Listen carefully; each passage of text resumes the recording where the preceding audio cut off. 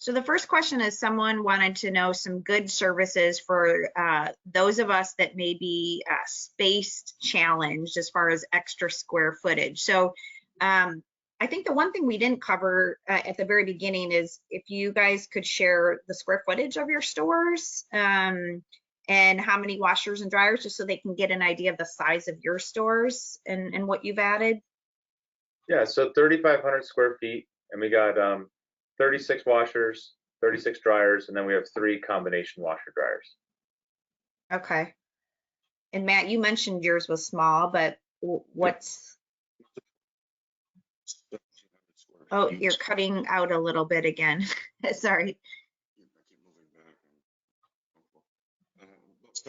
Yes, I still can't hear. Sorry. I don't know if it's... A little bit? Yes, there we go.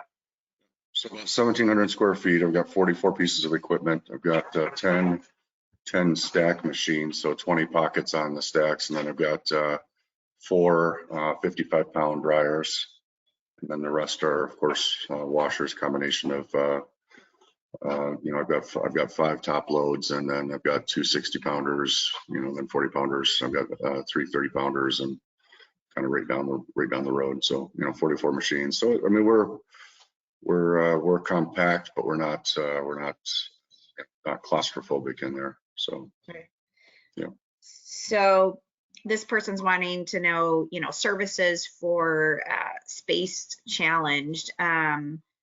So for the massage chair, do you have an estimate of how much square footage that would take up in a store to know if that's something? Yeah, so the one thing with the massage chair is I mean, it's just like a lounge chair, but you have to plug it into a wall. So I don't know, is that Near an outlet, yeah. Like 3 foot by 3 foot. But the one thing is when it lays back, there's obviously some square footage there that doesn't touch the floor, but you have to have some room there. So, you know, I would call it probably 15, 20 square feet, somewhere in that area, you know, for that. You know, we do have one vending machine, or it's a game. It's a coin pusher. It's very small square footage, and it's I've seen them in a lot of laundromats, and they, you know, for small areas. And then I know there's some folks and some owners don't agree with that, but you know, they do pretty well. So that's one of the things we put in a few years ago, and it's more than paid for itself. So. Travis, I would imagine your soap counter is a little more square footage than that. Yeah, it's quite a bit of square footage, but it serves a lot of purposes because that's where the attendants do their laundry, and that's where they, you know, loyalty card recharge and gift cards and sales and stuff like that. So it serves, and janitorial storage is also there. So it serves many purposes. One of the smallest space ones is wedding dresses. The service I use, you send it out, and they have an option where you ship it. When they finish cleaning it, they ship it right to the customer or the bride's home. So you take it in and you ship it out, and then that's it. That's the end of the transaction, really.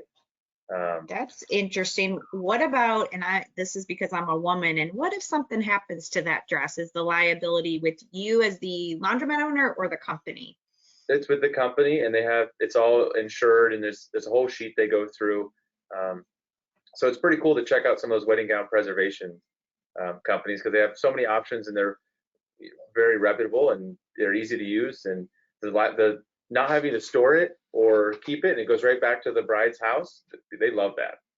Yeah, that's a great service.